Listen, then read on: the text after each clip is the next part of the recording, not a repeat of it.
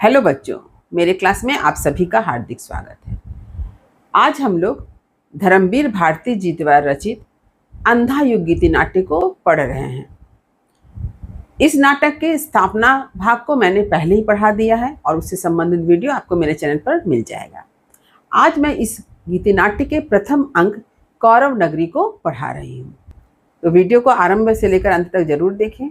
इसके साथ ही साथ अंधा युग नाटक से संबंधित जो भी वीडियो मेरे चैनल पर अपलोड है, उन सभी वीडियो का लिंक आपको डिस्क्रिप्शन बॉक्स में मिल जाएगा। क्लास 12 के बच्चों के लिए मैं बता देना चाहती हूँ कि थर्ड सेमेस्टर के नाम से प्लेलिस्ट तैयार कर दिया गया है। वहाँ पर भी हिंदी फर्स्ट लैंग्वेज से संबंधित बहुत से वीडियो मिल जाएंगे, तो प्लेलिस्ट चेक करना ना भूलें। तो चलिए आरंभ करती हूँ अंधा युग गीति नाट्य का प्रथम अंक कौरव नगरी। देखिए, पहला अंक कौरव नगरी। 3 बार तुर्यनाद के उपरांत कथा गायन, यानी 3 बार जो है तुर्यनाद यानी तुरही का नाद, यानी तुरही का बजना, तुरही की आवाज। तो तुरी क्या है? युद्ध के समय बजाए जाने वाला एक वाद्य यंत्र है। तो इस वाद्य यंत्र की आवाज के बाद जो है क्या होता है? कथा गायन होता है। कथा को गाकर प्रस्तुत किया गया है। क्या है देखिए, टुकड़े टुकड़े हो बिखर चुकी मर्यादा, उसको दोनों पक्षों ने तोड़ा है। यानी महाभारत के युद्ध के बारे में बताया जा रहा है कि मर्यादा को यहाँ पर खंडित किया गया, टुकड़ों टुकड़ों में बांट दिया गया, लेकिन इसको तोड़ने वाले दोनों पक्ष हैं, कौरव भी हैं और पांडव भी हैं। पांडव ने कुछ कम, कौरव ने कुछ ज्यादा। यानी पांडवों ने मर्यादा का उल्लंघन कुछ कम मात्रा में किया है, परंतु कौरवों ने मर्यादा का उल्लंघन, मर्यादा को तोड़ने का कार्य अधिक मात्रा में किया है। यह रक्तपात अब कब समाप्त होना है? यह अजब युद्ध है, नहीं किसी की भी जय। और इस युद्ध के बारे में बताया जा रहा है, पता नहीं कब रक्तपात समाप्त होगा, और यह समझ में भी नहीं आ रहा है कि इस युद्ध में किसकी जीत होगी। दोनों पक्षों को खोना ही खोना है। इस युद्ध में पांडवों ने भी अपने आत्मीय जन को खोया और कौरवों ने भी अपने आत्मीय जन को खोया है। यानी इस युद्ध का निष्कर्ष क्या देखते हैं? आत्मीय जन को खोना। अंधों से शोभित था युग का सिंहासन। यहाँ पर बताया जा रहा है कि हस्तिनापुर का जो सिंहासन था, उस सिंहासन पर बैठने वाले महाराज धृतराष्ट्र अंधे थे। ये आंखों से अंधे थे ऐसी बात नहीं है, वे विवेक से भी अंधे थे, विवेकहीन थे, विवेक शून्य थे, मां अपने पुत्र मोह से ग्रसित थे। दोनों ही पक्षों में विवेक ही हारा। यहाँ बताया जा रहा है कि दोनों पक्ष यानी कौरव और पांडव दोनों ही पक्ष में देखा जा रहा है मानो विवेक ही हार गया, बुद्धि की हार हो गई। दोनों ही पक्षों में जीता अंधापन। और दोनों ही पक्ष में किसकी जीत हुई?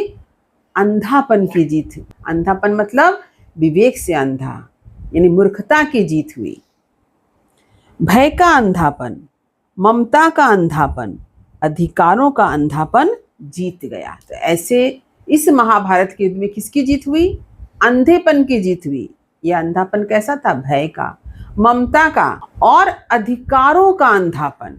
यानी प्रत्येक व्यक्ति अपने अधिकार के लिए युद्ध कर रहा है, यानी अधिकारों का माया मोह, राज शक्तियों की लोलुपता, यह जीत गया। जो कुछ सुंदर था, शुभ था, कोमलतम था, वह हार गया। और जो मानवीय संवेदनाएं, सहानुभूति, दया, माया, ममता, ये जो शुभ भावनाएं हैं, इसकी हार हो गई। द्वापर युग बीत गया। द्वापर युग आप सभी जानते हैं, श्री कृष्ण का जो युग था उसको कहा गया है द्वापर युग। जिस युग में श्री कृष्ण को हम लोग देखते हैं, कृष्ण का वर्णन पाते हैं, वह युग बीत गया। तभी क्या होता है? पर्दा उठने लगता है। यह महायुद्ध के अंतिम दिन की संध्या है, छाई चारों ओर उदासी गहरी।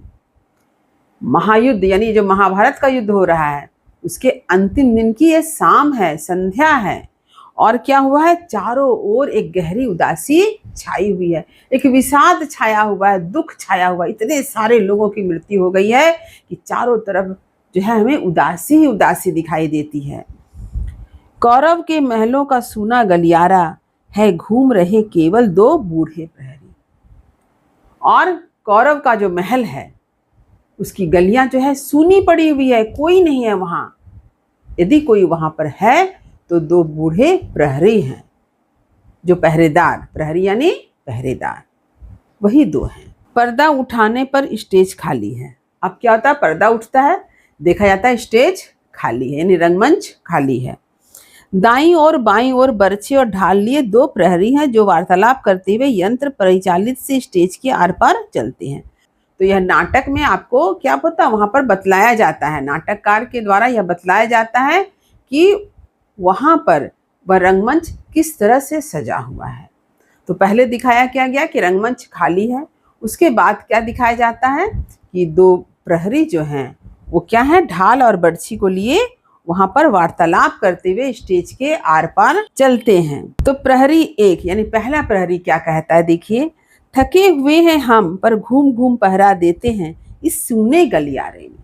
तो पहला प्रहरी कहता है कि हम थक चुके हैं और थकने के बावजूद भी क्या कर रहे हैं, इस खाली सुनसान गलियारे में पहरा दे रहे हैं, कोई नहीं है यहाँ, फिर भी इस सुनसान गलियारे में हमें पहरा देना हो रहा है, हमें और कोई काम नहीं है। तो दूसरा प्रहरी क्या कहता है, सूने गलियारी में जिसके इन रत्न जटित फर्शों पर कौरव बधुएं मंथर मंथर गति से सुरभित पवन तरंगों सी चलती थी, आज वे विधवा हैं। तो दूसरा प्रहरी जवाब देता है, ये जो सूना गलियारा है, इसके जो फर्श हैं जो रत्नों से जटित हैं, इस फर्श पर कभी कौरवों की जो बधुएं थी वह धीमे गति से, मंथर गति से क्या थी, यहाँ पर चलती फिरती थी। और उसके चलने फिरने की तुलना किससे की गई है, सुरभित पवन तरंगों से, यानी सुगंधित पवन के तरंग की तरह ये कौरव बधुएं यहाँ पर कभी धीमे गति से चलती फिरती थी, घूमा करती थी। यानी एक समय यह जगह कितना आबाद था, कितना सुंदर लगता था, परंतु आज यह जगह सुनसान पड़ा हुआ है। प्रहरी 1, थके हुए हैं हम इसलिए नहीं कि कहीं युद्धों में हमने भी बाहुबल दिखाया है। प्रहरी थे हम केवल 17 दिनों के लोमहर्षक संग्राम में, भाले हमारे ये, ढाले हमारी ये निरर्थक पड़ी रही, अंगों पर बोझ बनी, रक्षक थे हम केवल, लेकिन रक्षणीय कुछ भी नहीं था यहाँ। तो प्रहरी 1, तो पहला प्रहरी क्या कहता है कि थके हुए यानी हम थके हुए हैं, लेकिन इसलिए नहीं थके कि हमने युद्ध लड़ा, हमें अपने बाहुबल का प्रदर्शन करना पड़ा, या ये जो रोंगटे खड़े कर देने वाले जो युद्ध थे उसमें हमने हिस्सा लिया। हमने तो क्या किया, हमने सिर्फ यही किया कि हम भाले और ढाल को लेकर घूमते रहे, वह भी निरर्थक। और ये भाले और ढालें ये हम पर बोझ बनी रही, क्योंकि हमने इसका कोई उपयोग ही नहीं किया, सब कुछ व्यर्थ था। प्रहरी कहता है कि हम तो रक्षक हैं, लेकिन यहाँ रक्षा करने वाली कोई वस्तु थी ही नहीं, हम तो व्यर्थ ही अपने हथियार को लेकर यहाँ पर निरर्थक घूमते रहे। तो दूसरा प्रहरी क्या कहता है, देखिए, दूसरा प्रहरी कहता है, रक्षणीय कुछ भी नहीं था यहाँ, संस्कृति थी वह एक बूढ़े और अंधे की, जिसकी संतानों ने महायुद्ध घोषित किए। दूसरा प्रहरी कहता है यहाँ पर रक्षा करने वाली कोई वस्तु नहीं थी, क्योंकि यहाँ जो संस्कृति है वह किसकी संस्कृति है, एक बूढ़े अंधे की, यानी धृतराष्ट्र की है, जिसकी संतानों ने क्या किया है, महायुद्ध घोषित किया। यहाँ पर किसकी तरफ इशारा है, दुर्योधन की तरफ इशारा है, जिसकी संतान यानी कौरवों ने महायुद्ध घोषित किया, और जिसको अंधेपन में मर्यादा गलित वेश्या सी प्रजाजनों को भी रोगी बनाती फिरी। और कहा जा रहा है कि जिस राजा के अंधेपन यानी उसके विवेक शून्यता की जो मर्यादा थी, झूठी मर्यादा, उसने क्या किया, प्रजाजनों को दुखी बना दिया, रोगी बना दिया। रोगी मतलब कष्ट से भर दिया। जैसे किसी को बीमारी हो जाती है तो क्या होता है, वो कष्ट होता है उससे। तो यहाँ पर प्रजाजन के लिए कहा गया है कि प्रजाजनों को क्या बना दिया, रोगी बनाती फिरी, उन्हें दुख और कष्ट से भर दिया, बीमार कर दिया। उस अंधी संस्कृति, उस रोगी मर्यादा की रक्षा हम करते रहे 17 दिन। तो प्रहरी का कहना है कि इस 17 दिनों तक हमने क्या किया, इससे ऐसी अंधी मर्यादा की हम रक्षा करते रहे जिसने जनता को दुख से भर दिया। यह बहुत बड़ी विडंबना है कि इन 17 दिनों तक हमने किसकी रक्षा की, उस अंधी मर्यादा की, उस अंधी संस्कृति की मर्यादा की रक्षा की, जिसका कोई महत्व ही नहीं है। प्रहरी 1, जिसने अब हमको थका डाला है। मेहनत हमारी निरर्थक थी, आस्था का, साहस का, श्रम का, अस्तित्व का हमारे कुछ अर्थ नहीं था, कुछ भी अर्थ नहीं था। तो पहला प्रहरी फिर जवाब देता, यानी हम यहाँ पर पहरा देते रहे, मेहनत किए, लेकिन हमारी मेहनत क्या है? बेकार है, निरर्थक है, कोई महत्व ही नहीं है इसका। इसने ही हमें थका डाला। हमारे विश्वास का, हमारे मेहनत का, हमारे परिश्रम का कोई मोल ही नहीं था, कोई महत्व ही नहीं था। तो दूसरा प्रहरी कहता है, अर्थ नहीं था, कुछ भी अर्थ नहीं था। सच में हमारे मेहनत का, हमने जो यहाँ पर भाला और ढाल लेकर इस महल की रक्षा करते रहे, इस अंधी संस्कृति की रक्षा करते रहे, इसका तो कोई महत्व था ही नहीं, सब कुछ निरर्थक था। जीवन के अर्थहीन सूने गलियारी में पहरा दे देकर अब थके हुए हैं हम, अब चुके हुए हैं हम। तो प्रहरी का कहना है कि सूने गलियारी का पहरा दे दे करके सचमुच में हम लोग आज थक चुके हैं, हम समाप्त हो गए। इसके बाद क्या होता है देखिए, चुप होकर वे आर पार घूमते हैं। सहसा स्टेज पर प्रकाश धीमा हो जाता है, नेपथ्य से आंधी की सी ध्वनि आती है। एक प्रहरी कान लगाकर सुनता है, दूसरा भौं पर हाथ रखकर आकाश की ओर देखता है। तो दोनों चुप होकर के क्या करते हैं, स्टेज पर आर पार घूमते हैं।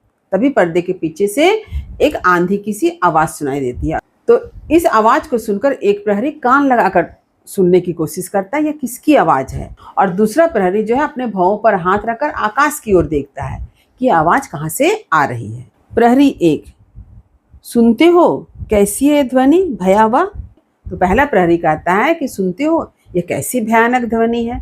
भयावह मतलब भयानक। दूसरा प्रहरी कहता है, सहसा अंधेरा क्यों होने लगा? देखो तो, दिख रहा है कुछ?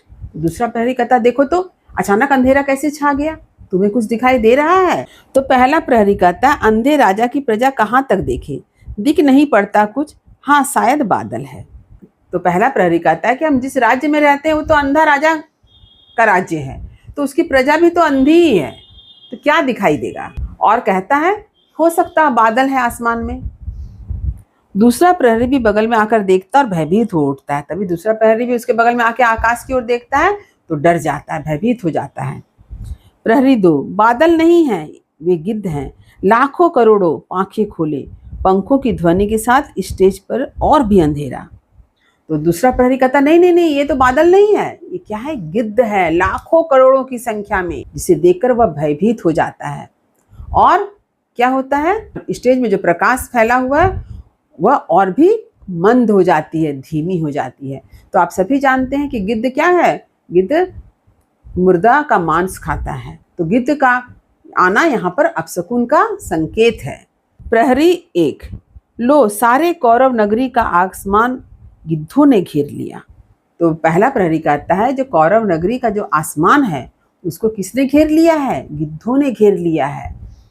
प्रहरी दो, झुक जाओ, ढालों के नीचे छिप जाओ, नरभक्षी हैं वे गिद्ध, भूखे हैं।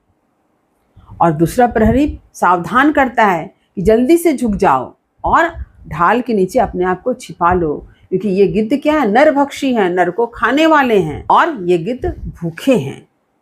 तभी क्या होता है, प्रकाश तेज होने लगता है। तो अब क्या होता है, स्टेज में जो प्रकाश धीमी हो रही थी अब प्रकाश तेज हो गया। प्रहरी एक, लो ये मुड़ गए कुरुक्षेत्र की दिशा में। तब पहला प्रहरी कहता है, अरे ये गिद्ध कहाँ जा रहे हैं? कुरुक्षेत्र जहाँ महाभारत का युद्ध हो रहा है उसके तरफ वो मुड़ गए हैं।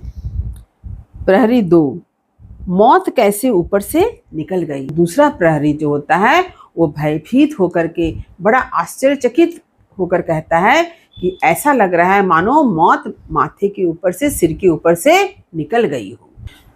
अब पहला प्रहरी कहता, अब शकुन है, भयानक है, पता नहीं क्या होगा कल तक इस नगरी का।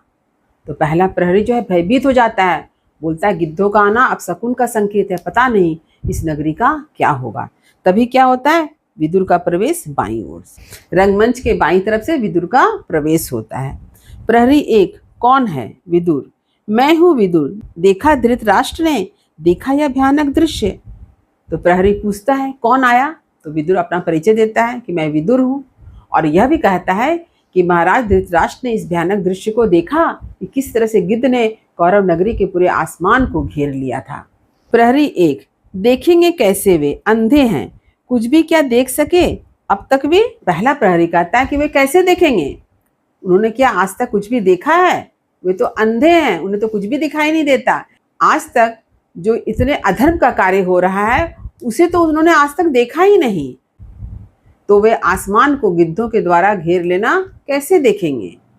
विदुर, मिलूंगा उनसे मैं, अब शकुन भयानक है, पता नहीं संजय क्या समाचार लाई आज। तो विदुर कहता है कि मुझे तो धृतराष्ट्र से मिलना है, क्योंकि यह तो बहुत भयानक अपशकुन है। और यह भी कहता है कि पता नहीं संजय आए कि नहीं आए और क्या समाचार लेकर आए। प्रहरी जाते हैं, विदुर अपने स्थान पर चिंता दूर खड़े रहते हैं, पीछे का पर्दा उठने लगता है। तभी क्या होता है, प्रहरी वहां से चले जाते हैं, विदुर बहुत चिंताग्रस्त है। और तभी क्या होता है, विदुर के पीछे का जो पर्दा है वह ऊपर उठने लगता है, यानी दृश्य परिवर्तन हो रहा है। फिर से कथा गायन है। कुरुक्षेत्र से कुछ भी खबर न आई, जीता या हारा बचा खुचा कौरव दल। तो इसका अर्थ यह है कि कुरुक्षेत्र के मैदान में जो युद्ध हो रहा है वहां से अभी तक खबर आई कि नहीं, पता नहीं कौरव हारे भी या जीते भी। जाने किसकी लोथों पर जा उतरेगा यह नरभक्षी गिद्धों का भूखा बादल। इसका अर्थ हुआ कि पता नहीं जो नरभक्षी गिद्ध थे, ये गिद्ध किसके शरीर के मांस पर टूट पड़ेंगे उसे खाने के लिए। वहां पर जो सैनिकों की मृत्यु हो रही है, पांडवों और कौरवों के आत्मजनों की मृत्यु हो रही है, उनके शरीर के मांस को खाने के लिए यह गिद्ध का दल जो है उस पर पता नहीं कब टूट पड़े। अंतपुर में मरघट की सी खामोशी, कृष्ण गांधारी बैठी है शीश झुकाए। अंतपुर यानी महल या घर का जो भीतरी हिस्सा जहां पर घर की स्त्रियां या रानियां रहती थी उसे कहा गया अंतपुर। तो अंतपुर में कैसी है, मरघट के समान यानी शमशान की तरह खामोशी छाई हुई है, शांति छाई हुई है। जहां पर कृष्ण गांधारी बैठी है शीश झुकाए, वहां पर एकदम दुबली सी कृष्णकाय गांधारी जो काफी चिंतातुर है, वह अपने माथे को झुकाकर बैठी हुई, शीश झुकाए, अपने सिर को झुकाए बैठी है। सिंहासन पर धृतराष्ट्र मौन बैठे हैं। और सिंहासन पर कौन बैठा हुआ है, धृतराष्ट्र बैठे हुए, वे भी मौन है, चुपचाप है, कोई कुछ नहीं कह रहा है। संजय अब तक कुछ भी संवाद न लाए। और संजय जो धृतराष्ट्र के सलाहकार और सारथी हैं, वे अभी तक कोई समाचार लेकर नहीं आए हैं। पर्दा उठने पर अंतपुर, तो पर्दा उठ गया, अब क्या दृश्य है, अंतपुर का दृश्य है। कुशासन बिछाए सादी चौकी पर गांधारी, एक छोटे सिंहासन पर चिंतातुर धृतराष्ट्र, विदुर उनकी ओर बढ़ते हैं। तो जब पर्दा उठता है तो अंतपुर का दृश्य दिखाई देता है, जहां पर कुश का एक आसन है जिस पर गांधारी जो है बैठी हुई है, और एक छोटा सा सिंहासन है जिस पर धृतराष्ट्र बैठे हुए हैं, और विदुर जो है धृतराष्ट्र की ओर आगे बढ़ते हैं। तो अब यहाँ पर जो दृश्य प्रस्तुत किया गया वह है अंतपुर का दृश्य। तो जब विदुर धृतराष्ट्र की ओर आगे बढ़ते हैं तो धृतराष्ट्र क्या कहते हैं, कौन, संजय। तो धृतराष्ट्र को लगता है कि संजय उनके पास आए हैं। विदुर, नहीं, विदुर हूँ महाराज। और तभी जो है विदुर अपना परिचय देता है कि महाराज मैं विदुर हूँ, संजय नहीं हूँ। विह्वल है सारा नगर आज, बचे खुचे जो भी 10-20 लोग कौरव नगरी में हैं, अपलक नेत्रों से कर रहे हैं प्रतीक्षा संजय की। तो विदुर बतलाते हैं कि इस कौरव नगरी में 10-20 लोग जो बचे हुए हैं, वे बड़े आग्रह के साथ विह्वल के होकर किसकी प्रतीक्षा कर रहे हैं, संजय की प्रतीक्षा कर रहे हैं, ताकि संजय आकर उन्हें कुछ समाचार सुनाए। कुछ क्षण महाराज के उत्तर की प्रतीक्षा कर, महाराज चुप क्यों है इतने आप, माता गांधारी भी मौन है। तो विदुर महाराज धृतराष्ट्र को संबोधित करके कहते हैं कि महाराज आप इतने चुप क्यों हैं, और माता गांधारी भी मौन यानी चुप क्यों है। धृतराष्ट्र, विदुर जीवन में प्रथम बार आज मुझे आशंका व्यापी है। तो धृतराष्ट्र कहते हैं कि विदुर आज पहली बार मेरे हृदय में आशंका यानी संदेह ने जन्म लिया है, मेरे हृदय को संदेह ने घेर लिया है। विदुर, आशंका, आपका जो व्यापी है आज वह वर्षों पहले हिला गई थी सबको। तो विदुर कहता है आशंका यानी संदेह, आज जो संदेह आपके हृदय में उत्पन्न हुई है, यह संदेह तो बहुत पहले ही हम सबके हृदय में उत्पन्न हुई थी, और हम सबको क्या कर गई थी, हिला गई थी, हमें भयभीत कर गई थी। धृतराष्ट्र, पहले पर कभी भी तुमने यह नहीं कहा। तो धृतराष्ट्र कहते हैं अगर यह बात है तो तुमने मुझे पहले क्यों नहीं बताया। विदुर, भीष्म ने कहा था, गुरु द्रोण ने कहा था, तब विदुर कहता है कि भीष्म पितामह ने आपको सावधान किया था, गुरु द्रोणाचार्य ने आपको सावधान किया था। इसी अंतःपुर में आकर कृष्ण ने कहा था, और इसी अंतःपुर में आकर श्री कृष्ण ने भी कहा था। क्या कहा था? मर्यादा मत तोड़ो, तोड़ी मर्यादा कुचले वे अजगर सी, गुंजालिका में कौरव वंश को लपेट कर सूखी लकड़ी सा तोड़ डालेगी। इसी अंतःपुर में आकर श्री कृष्ण ने भी कहा था कि धृतराष्ट्र अपनी मर्यादा में रहें, दुर्योधन अपनी मर्यादा में रहें, अपनी मर्यादा का उल्लंघन ना करें, क्योंकि यदि वे मर्यादा को तोड़ेंगे तो मर्यादा अजगर की भांति क्या करेगी? अपने गिरह में कौरव वंश को लपेट लेगी और उसे सूखे लकड़ी की तरह तोड़ डालेगी, यानी नष्ट कर देगी। तो गुंजालिका का अर्थ होता है गिरह। अब धृतराष्ट्र क्या कहते हैं, देखिए। समझ नहीं सकते हो विदुर तुम, मैं था जन्मांध, कैसे कर सकता था ग्रहण में बाहरी यथार्थ या सामाजिक मर्यादा को। अब धृतराष्ट्र अपनी सफाई में कहते हैं कि मैं तो अंधा था, वो भी जन्म से अंधा, तो मैं कैसे, मैं किस प्रकार से बाहरी यथार्थ सामाजिक मर्यादा को ग्रहण कर सकता था। मैं तो अंधा था, मैं किस तरह से बाहरी सच्चाई को, सामाजिक मर्यादा को स्वीकार कर सकता था। तब विदुर का क्या कहना है, देखिए। विदुर जैसे संसार को किया था ग्रहण अपने अंधेपन के बावजूद। तो विदुर का कहना है कि जिस प्रकार आपने खुद के अंधे होने पर भी संसार को ग्रहण किया था, ठीक वैसे ही ग्रहण करते धृतराष्ट्र, पर वह संसार स्वतः अपने अंधेपन से उपजा था। तो धृतराष्ट्र का कहना है कि मेरा जो संसार है वह मेरे अंधेपन से ही जन्म लिया था, क्योंकि मैं जन्म से अंधा हूं। मैंने अपने ही व्यक्तिगत संवेदन से जो जाना था, केवल उतना ही था मेरे लिए वस्तु जगत। वो कहता है मैं व्यक्तिगत संवेदनाओं से जिन वस्तुओं को जाना था, जिन बातों को समझा था, वही मेरा जगत था, वही मेरी दुनिया थी। इंद्रजाल की माया सृष्टि के समान घने गहरे अंधियारे में एक काले बिंदु से मेरे मन ने सारे भाव किए थे विकसित। कहता है कि जैसे कि इंद्रजाल माया मोह जिस तरह से होता है, ठीक उसी तरह से मेरे मन के एक गहरे काले बिंदु से ही मेरे संसार का जन्म हुआ था, और उसी ने विकसित किए थे क्या? मेरे मन के सारे भाव। उसी काले बिंदु ने मेरे मन के सारे भाव को विकसित किया। मेरी सब वृत्तियां उसी से परिचालित थी, और मेरे मन की सारी वृत्तियां उसी के द्वारा क्या थी? संचालित थी। मेरा स्नेह, मेरी घृणा, मेरी नीति, मेरा धर्म बिल्कुल मेरा ही व्यक्तित्व था। यानी मेरे हृदय में जो स्नेह है, घृणा है, प्रेम है, सब कुछ क्या था? मेरा अपना निजी था। मेरा धर्म, नीति, सब कुछ मेरा अपना ही था, मेरा अपना निजी था। उसमें नैतिकता का कोई बाह्य मापदंड था ही नहीं। उसमें नैतिकता नाम की कोई मानक या मापदंड तो था ही नहीं। नैतिकता नाम की कोई चीज ही नहीं थी।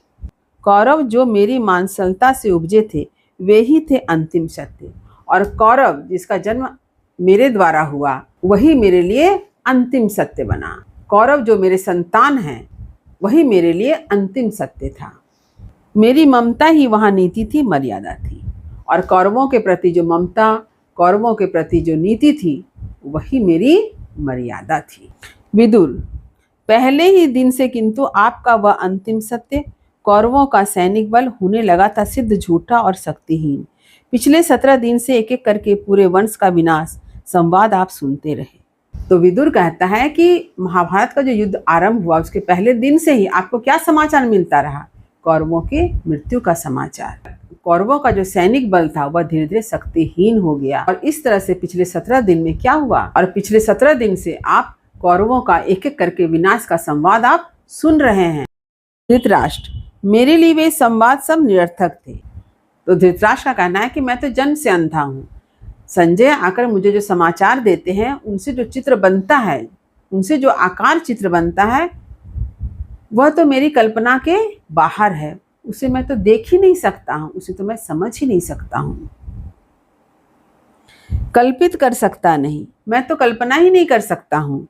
कैसे दुशासन की आहत छाती से रक्त उबल रहा होगा। मैं तो इसकी कल्पना ही नहीं कर सकता हूँ कि किस तरह से दुशासन की छाती को भीम ने फाड़ा होगा, वहां पर रक्त उबल रहा होगा। कैसे क्रूर भीम ने अंजलि में धार उसे ओठ तर किए होंगे।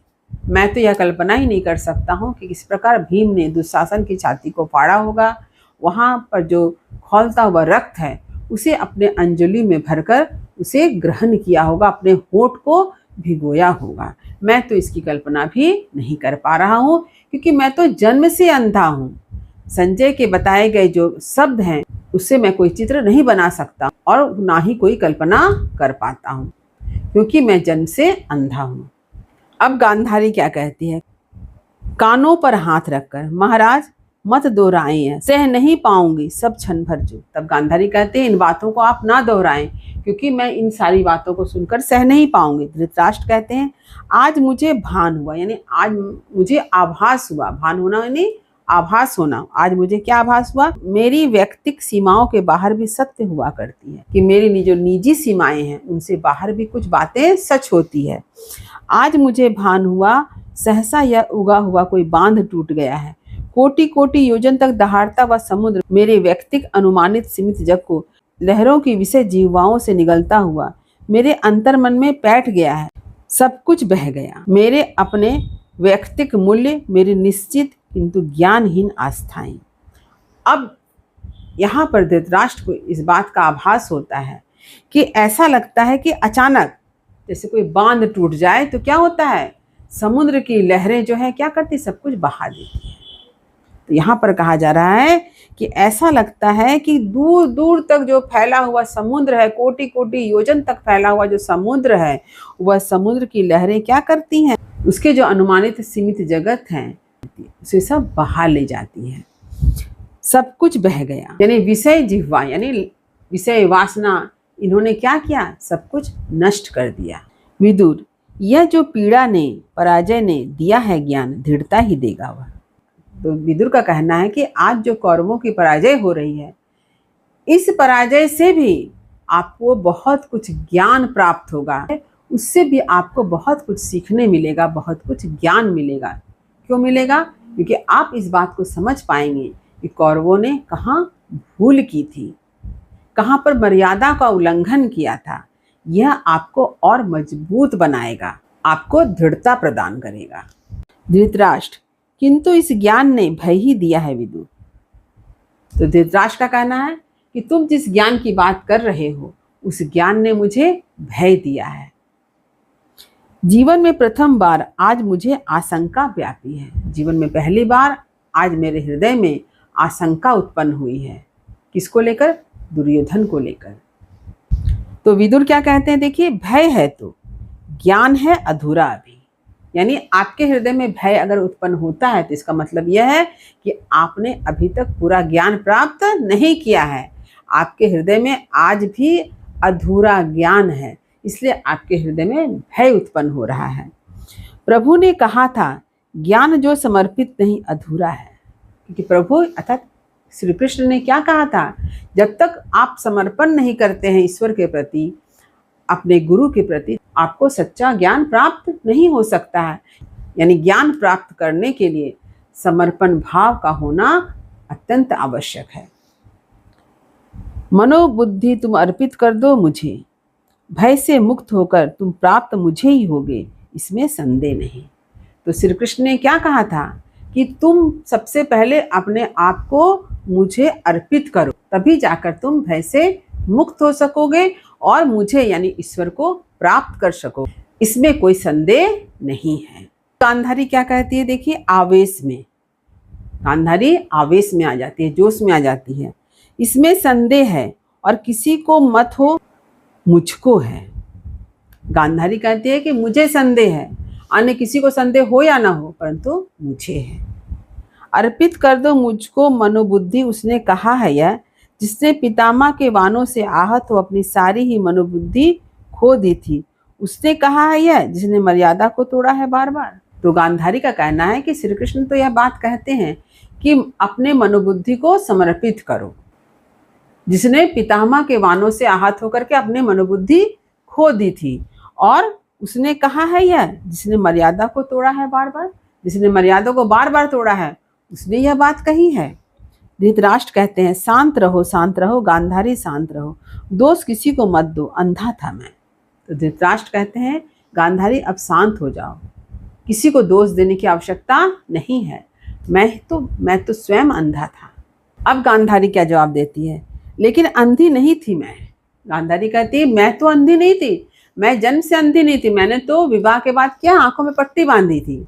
इसलिए वो कहती है मैंने यह बाहर का वस्तु जगत अच्छी तरह जाना था, धर्म नीति मर्यादा यह सब है केवल आडंबर मात्र।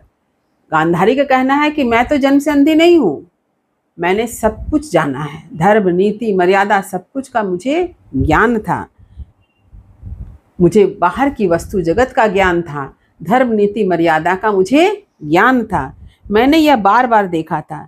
निर्णय के क्षण में विवेक और मर्यादा व्यर्थ सिद्ध होते आए हैं सदा। गांधारी का कहना है कि मैंने हमेशा देखा है कि जब फैसला लेना होता है तो विवेक और मर्यादा दोनों व्यर्थ सिद्ध होते हैं। हम सबके मन में कहीं एक अन्य गह्वर है, हम सबके मन के हृदय में एक अंदर एक क्या है, एक गुफा है, गह्वर है, एक स्थान है। बर्बर पशु अंधा पशु वास वहीं करता है, वहीं हमारे मन के भीतर ही क्या वास करती है, बर्बरता वास करती है। स्वामी जो हमारे विवेक का, नैतिकता, मर्यादा, अनासक्ति, कृष्णार्पण, यह सब है अंधी प्रवृत्तियों की पोशाकें। तो गांधारी कहना ये जो बर्बरता है और यह स्वामी है किसकी, विवेक की, अनैतिकता की, मर्यादा की, अनासक्ति की, कृष्णार्पण की। और ये सब क्या है, अंधी प्रवृत्तियों की पोशाकें हैं जिसमें कटे कपड़ों की आंखें सिली रहती है। मुझको इस झूठे आडंबर से नफरत थी। और गांधारी कहती है मुझे इस तरह के झूठे दिखावों से नफरत थी, इसलिए स्वेच्छा से मैंने इन आंखों पर पट्टी चढ़ा रखी थी। गांधारी कहना है कि यही कारण था कि मैंने अपने आंखों पर क्या की थी, खुद की इच्छा से, स्व इच्छा से पट्टी चढ़ाई थी। विदुर, कटु हो गई हो तुम गांधारी। विदुर जो है गांधारी को कहता है कि तुम बहुत कटु उक्ति कह रही हो, तुम्हारे हृदय में कटुता भर गई है। पुत्र शोक ने तुमको अंदर से जर्जर कर डाला है। पुत्र के वियोग के कारण, पुत्र की मृत्यु के कारण जो तुम्हें शोक उत्पन्न हुआ है, उसने तुम्हें भीतर से तोड़ दिया है, जर्जर कर दिया है। तुम्ही ने कहा था दुर्योधन से, और विदुर कहता है कि तुम्ही तो दुर्योधन से कहा था। क्या कहा था? गांधारी, मैंने कहा था दुर्योधन से, धर्म जिधर होगा वो मूर्ख उधर जय होगी। तो गांधारी कहती है मैंने कहा था कि जिधर धर्म होगी उधर उसकी जीत होगी।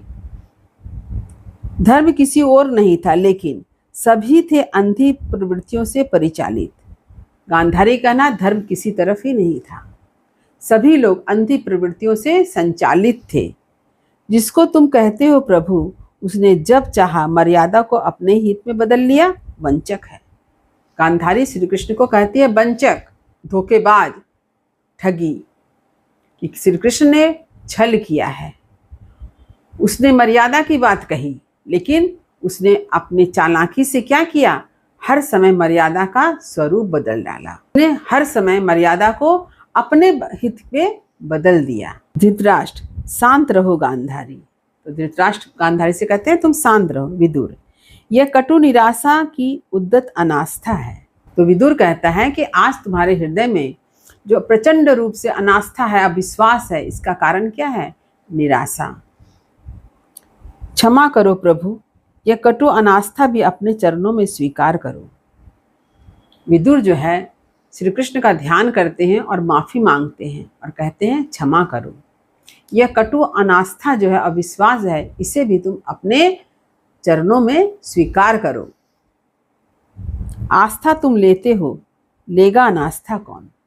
तुम अपने भक्त का विश्वास लेते हो, लेकिन भक्त के हृदय में जो अविश्वास है, इसे तुम अगर ना लो तो कौन लेगा? इसे भी तुम्हें ही स्वीकार करना होगा।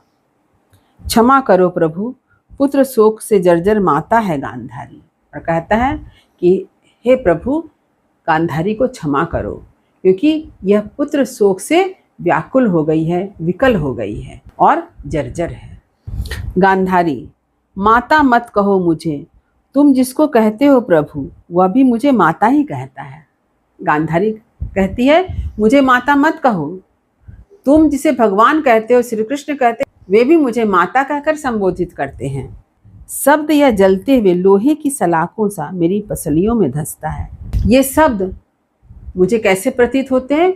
जलते हुए गर्म लोहे की सलाखों से प्रतीत होते हैं, जो किसी पसली को पिघला दे। 17 दिन के अंदर मेरे सब पुत्र एक एक कर मारे गए। महाभारत के युद्ध के 17 दिन में क्या हुआ? मेरे सारे पुत्र एक एक करके मृत्यु को प्राप्त हुए। अपने इन हाथों से मैंने उन फूलों सी बधुओं की कलाइयों से चूड़ियां उतारी है, अपने इस आंचल से सिंदूर की रेखाएं पोंछी है। गांधारी बहुत ही दुखी है, वह अत्यंत कष्ट से कहती है, वह कहती है कि इन 17 दिनों में मेरे एक एक पुत्र मारे गए और मैंने अपने हाथों से ही अपने पुत्र बधुओं की कलाइयों से चूड़ियां उतारी है, अपने आंचल से उनके माथे के सिंदूर को पूछा है। तभी क्या होता है? नेपथ्य यानी पर्दे के पीछे से आवाज सुनाई देती है, क्या? जय हो दुर्योधन की जय हो, गांधारी की जय हो, मंगल हो, नरपति धृतराष्ट्र का मंगल हो। तभी जो है धृतराष्ट्र, दुर्योधन और माता गांधारी की जय जयकार सुनाई देती है। धृतराष्ट्र, देखो विदुर देखो, संजय आए। और धृतराष्ट्र कहता है, विदुर जरा देखो तो क्या संजय आए हैं? गांधारी, जीत गया मेरा पुत्र दुर्योधन, मैंने कहा था वह जीतेगा निश्चय आज। तभी गांधारी खुश होकर कहती है, ऐसा लगता है मानो मेरे पुत्र ने विजय प्राप्त की हो, मैं जानती थी कि मेरा पुत्र अवश्य जीतेगा। तभी प्रहरी का प्रवेश होता है। प्रहरी कहता है, याचक है महाराज। तभी प्रहरी आकर कहता है, याचक यानी मांगने वाला, कोई मांगने वाला है महाराज। याचक का प्रवेश। तभी वहां पर याचक आता है। कौन है? एक वृद्ध याचक।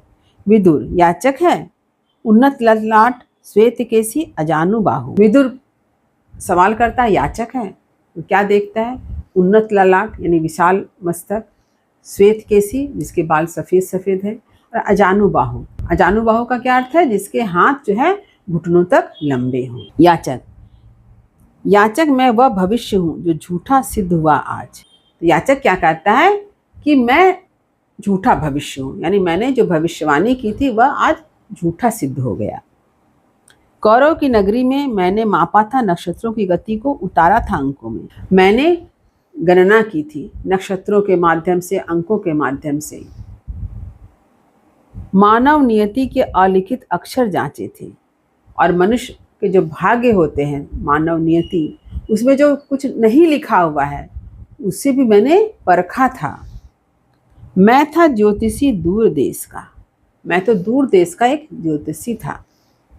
धृतराष्ट्र, याद मुझे आता है तुमने कहा था द्वंद्व अनिवार्य है क्योंकि उससे ही जय होगी कौरव दल की। तो धृतराष्ट्र कहता है, हाँ मुझे याद आ गया, क्योंकि तुमने ही कहा था कि युद्ध अवश्य होगा और उस युद्ध में कौरव की विजय होगी।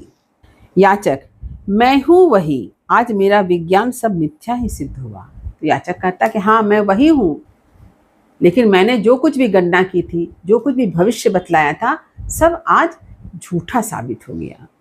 सहसा एक व्यक्ति ऐसा आया जो सारे नक्षत्रों की गति से भी ज्यादा शक्तिशाली था। अचानक इस युद्ध में एक ऐसे व्यक्ति का आगमन हुआ जिसकी गति नक्षत्रों की गति से भी शक्तिशाली थी। उसने रणभूमि में विषादग्रस्त अर्जुन से कहा, मैं हूं परात्पर। और उस व्यक्ति ने दुख से भरे हुए, विषाद से भरे हुए अर्जुन से क्या कहा? मैं हूं परात्पर। परात्पर यानी सर्वश्रेष्ठ, सर्वोपरि। जो कहता हूं करो, सत्य जीतेगा, मुझे लो सत्य मत डरो। और उसने अर्जुन से कहा कि मैं जो कहता हूं वही करो, क्योंकि सत्य की जीत होगी। विदुर, प्रभु थे वे, गांधारी कभी नहीं। विदुर, उनकी गति में ही समाहित है सारे इतिहासों की, सारे नक्षत्रों की देवी गति। विदुर यह समझ जाते हैं कि यहाँ पर सर्वोपरि परात्पर कौन है? श्री कृष्ण है। इसलिए वे कहते हैं कि प्रभु कौन है? श्री कृष्ण है, और जिसमें सारे नक्षत्रों की गति, सारा इतिहास समाहित है। याचक, पता नहीं प्रभु है या नहीं, किंतु उस दिन यह सिद्ध हुआ जब कोई भी मनुष्य अनासक्त होकर चुनौती देता है इतिहास को, उस दिन नक्षत्रों की दिशा बदल जाती है। नियति नहीं है पूर्व निर्धारित, उसको हर क्षण मानव निर्णय बनाता मिटाता है। तो याचक कहता है कि मुझे मालूम नहीं वह ईश्वर है भी या नहीं है, किंतु यह उस दिन सिद्ध हो गया, यह प्रमाणित हो गया कि यदि कोई मनुष्य अनासक्त होकर यानी लगाव से मुक्त होकर इतिहास को ललकारता है, चुनौती देता है, तो उस दिन क्या होता है? नक्षत्रों की दिशा बदल जाती है, और जो कुछ भी पूर्व निर्धारित था वह सब कुछ भी बदल जाता है। कैसे मनुष्य जो कर्म करने का जो निर्णय लेता है उससे, और वह कहता है कि नियति जो है वो पूर्व निर्धारित नहीं है, क्योंकि मनुष्य उसको अपने निर्णय से क्या करता है, बदलता है।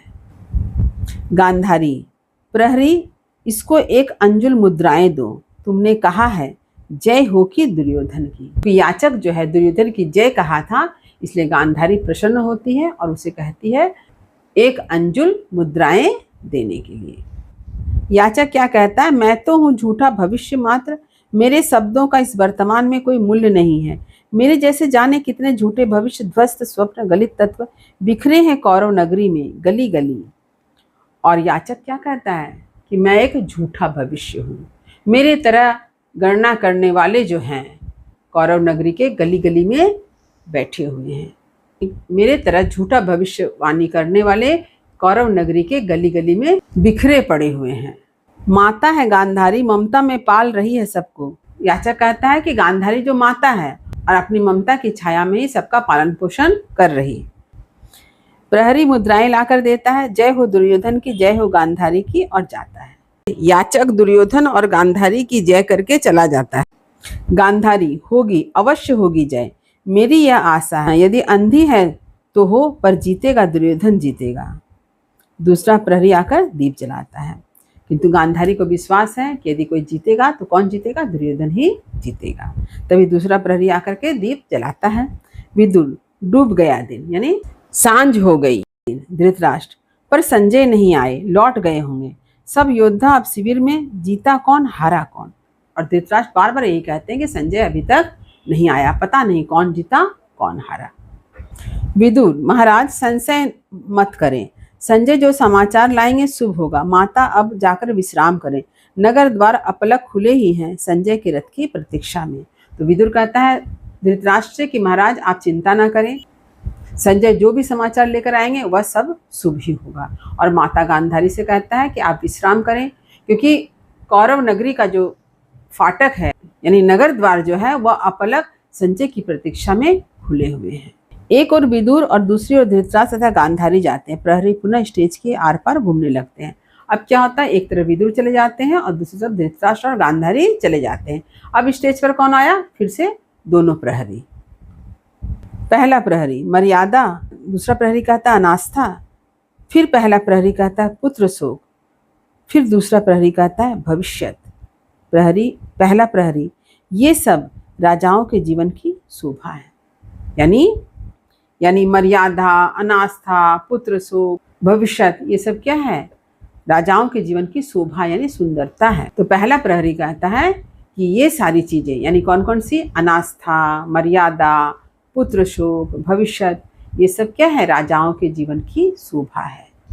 दूसरा प्रहरी, वे जिनको ये सब प्रभु कहते हैं इन सबको अपने ही जिम्मे ले लेते हैं। तो दूसरा प्रहरी कहता है ये जिन्हें भगवान कहते हैं उसे ही अपने जिम्मे, अपने अधिकार क्षेत्र में ले लेते हैं। पहला प्रहरी, पर यह जो हम दोनों का जीवन सूने गलियारे में बीत गया। फिर पहला प्रहरी कहता है ये जो हम लोगों का जीवन था, यह जीवन तो इसी सूनी गली में बीत गया। दूसरा प्रहरी, कौन इसे अपने जिम्मे लेगा, इसकी जिम्मेदारी कौन लेगा। पहला प्रहरी, हमने मर्यादा का अतिक्रमण नहीं किया, क्योंकि नहीं थी अपनी कोई भी मर्यादा। तो पहला प्रहरी कहता है कि हमने तो कोई मर्यादा का उल्लंघन नहीं किया, क्योंकि हमारी तो कोई मर्यादा ही नहीं थी। तो दूसरा प्रहरी कहता है हमको अनास्था ने कभी नहीं झकझोरा, क्योंकि नहीं थी अपनी कोई भी गहन आस्था। तो दूसरा प्रहरी कहता है कि हमें अनास्था ने भी तो झकझोरा नहीं, यानी हमारे अंदर अविश्वास भी नहीं आया, क्योंकि हमारे अंदर तो विश्वास था ही नहीं। पहला प्रहरी, हमने नहीं झेला शोक। तो दूसरा प्रहरी कहता है जाना नहीं कोई दर्द। तो पहला प्रहरी कहता है कि हम लोगों ने कोई शोक नहीं झेला। तो दूसरा प्रहरी कहता है कि हमने कोई दर्द भी नहीं झेला, पीड़ा भी नहीं झेली। पहला प्रहरी, सूने गलियारे सा सूना यह जीवन में बीत गया। जिस तरह से यह सूना गलियारा है उसी तरह से हमारा जीवन भी खालीपन में बीत गया। तो दूसरा प्रहरी कहता है क्योंकि हम दास थे। तो दूसरा प्रहरी कहता है कि हम तो नौकर थे। तो पहला प्रहरी कहता है केवल वहन करते थे आज्ञाएं हम अंधे राजा की, कि हम तो सिर्फ अंधे राजाओं के हुक्म का पालन करते थे, उनके आदेश का पालन करते थे। तो दूसरा प्रहरी कहता है नहीं था हमारा कोई अपना खुद का मत, कोई अपना निर्णय, ना हमारा अपना कोई विचार था, ना हमारा कोई फैसला ही था। पहला प्रहरी, इसलिए सूने गलियारे में निरुद्देश्य से चलते हम रहे सदा, दाएं से बाएं और बाएं से दाएं। तो पहला प्रहरी कहता है यही कारण है कि हम लोग बिना उद्देश्य के ही अपना समय बिताते रहें इस गलियारे में, और दाएं से बाएं तरफ की ओर चले, बाएं से दाएं तरफ की ओर चले। तो दूसरा प्रहरी क्या कहता है, देखिए मरने के बाद भी यम के गलियारे में चलते रहेंगे सदा, दाएं से बाएं और बाएं से दाएं। और दूसरा प्रहरी कहता है कि जब हमारी मृत्यु हो जाएगी तो हम यम के गलियारे में भी दाएं से बाएं और बाएं से दाएं घूमते रहेंगे। फिर क्या होता है, चलते चलते विंग में चले जाते हैं, स्टेज पर अंधेरा धीरे धीरे पटाछेप के साथ। और उसके बाद क्या था, दोनों प्रहरी वहां से चले जाते हैं और वहां पर अंधेरा छा जाता है और पटाछेप यानी पर्दा गिरता है। फिर से कथा गायन देखिए क्या है। आसन्न पराजय वाली इस नगरी में सब नष्ट हुई पद्धतियां धीमे धीमे। आसन्न पराजय माने पास आई हुई हार। तो जो पराजय आज पास आई है किसके, कौरव नगरी के, तो क्या हो गया है, सब नष्ट हुई पद्धतियां, सारे पद्धतियां यानी तो सारे नियम तरीका सब क्या हो गए, धीरे धीरे करके नष्ट हो गए। कि यह शाम पराजय की, भय की, संशय की। और यह जो शाम आई है वह कैसी है, पराजय की शाम है, संदेह की शाम है, भय की शाम है। भर गए तिमिर से ये सूने गलियारे। और कौरव नगरी का जो गलियारा है वह किससे भर गया है, भय से भर गया है। जिनमें बूढ़ा झूठा भविष्य याचक सा, जिसमें हम लोग क्या देखते हैं, एक बूढ़े याचक को जिसकी भविष्यवाणी कैसी हो गई, झूठी हो गई है। भटक रहा टुकड़े को हाथ पसारे, जो क्या है, हाथ फैलाए हुए भीख मांग रहा है, भटक रहा है। अंदर केवल दो बुझती लपटें बाकी। यहाँ पर क्या कहा जा रहा है, अंदर यानी महल के अंदर दो लपटें बाकी है, बुझती हुई, यानी किसको कहा जा रहा है, धृतराष्ट्र और गांधारी को।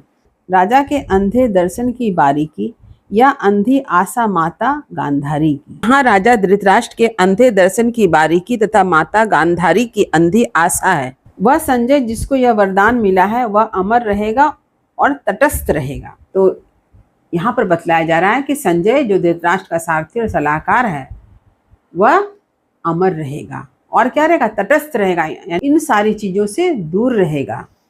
जो दिव्य दृष्टि से सब देखेगा समझेगा। और उसे क्या है, दिव्य दृष्टि प्राप्त हुई है, किससे, व्यास मुनि से। वह सब कुछ देखेगा, सब कुछ समझेगा। जो अंधे राजा से सब सत्य कहेगा और महाभारत के युद्ध की सारी सच्चाई से किसे अवगत कराएगा, महाराज धृतराष्ट्र को। जो मुक्त रहेगा ब्रह्मास्त्रों के भय से, जो मुक्त रहेगा उलझन से, संशय से, और उसे किसी प्रकार का भय नहीं होगा क्योंकि वह तो अमर है, उसने ब्रह्मास्त्र से भय रहेगा और वह हमेशा उलझनों से और संदेह से मुक्त रहेगा। वह संजय भी इस मोह निशा से घिरकर है भटक रहा, जाने किस कंटक पथ पर।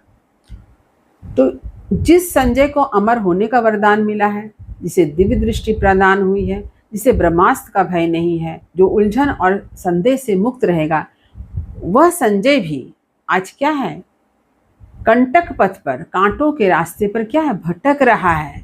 क्यों, मोह निशा से घिरकर, यानी माया से घिरकर, मोह से घिरकर। यहाँ पर मोह को किसके समान बताया गया है, रात्रि के समान, निशा के समान। जैसे अंधकार में लोग रास्ता भटक जाते हैं, ठीक उसी तरह से संजय भी मोह से घिरकर क्या है, आज रास्ता भटक गया है और कांटों के पथ पर अग्रसर है। तो यहाँ पर समाप्त होता है अंधा युग गीति नाट्य का पहला अंक।